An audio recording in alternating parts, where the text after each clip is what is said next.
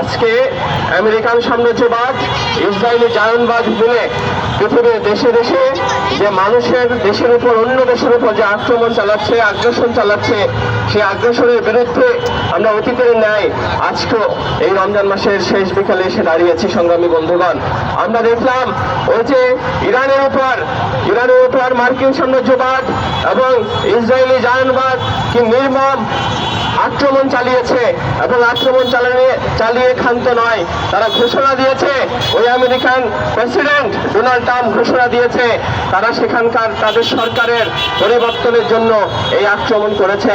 কি নির্লজ্জ, কি বাহায়াপনা! এই যে দেখেন, একটা রাষ্ট্রের উপর কি পরিমাণ আগ্রাসন চালাতে পারে, এটা পৃথিবীর আর কোনো লাজ লজ্জা বলে কিছু নেই তাদের কাছে। আমরা দেখলাম ইরানের উপর যে আক্রমণ চললো, সেই আক্রমণে বাংলাদেশের রাষ্ট্রের প্রতিক্রিয়া দেখলাম। সেই রাষ্ট্রের প্রতিক্রিয়ায় আমরা একবারের জন্য ওই যে আমেরিকান সাম্রাজ্যবাদের যে আক্রমণ, সেটা নিয়ে কোনো কথা বলা হয় নাই।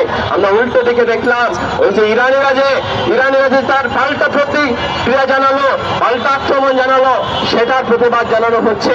সংগ্রামী বন্ধুগণ, আমরা দেখলাম এই যে দেশে দেশে তার আগে কিছুদিন আগে ওই যে মাদুরোকে তুলে নিয়ে চলে গেল রাষ্ট্র, কোনো ধরনের তোয়াক্কা না করে মানুষের এখানকার যে গণতন্ত্রের সবক দেওয়া হয়, ওই যে গণতন্ত্রের প্রবক্তা আব্রাহাম লিঙ্কনের দেশের আজকের এই পরিণতি।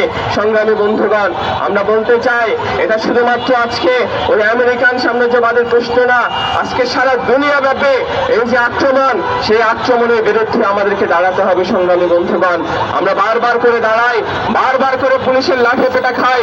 আমরা বলতে চাই, ওই আমেরিকান সাম্রাজ্যবাদ আজকে আমাদের বাংলাদেশ তার কঠোর বিরোধিতা করছে না।